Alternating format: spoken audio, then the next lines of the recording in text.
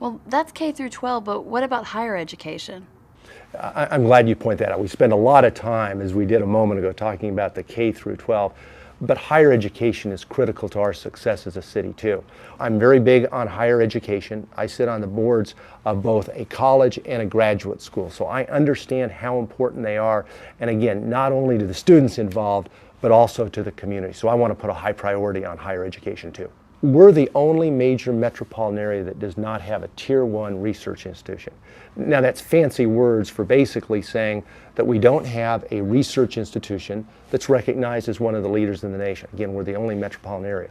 We need to establish a high priority to make sure one of our institutions is a Tier 1. That's important, again, from the standpoint of our students and giving them opportunities, but it's also important in attracting businesses. The other thing we need to do is make sure that we've got stronger institutions of higher learning, colleges, in our minority areas in the southern part of our city. Because if you look at other cities, a large proportion of their leaders are coming from those local schools, the ones that are much more economical, that are closer, that are much more convenient for the students. So world today, unfortunately, a high school education isn't going to be the answer.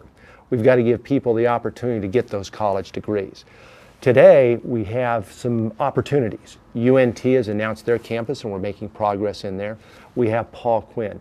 Both of those institutions need to be strong institutions because they're producing leaders, the leaders of tomorrow. If those schools are strong, then we're going to have the opportunity to produce even more leaders that come out of the southern part of our city.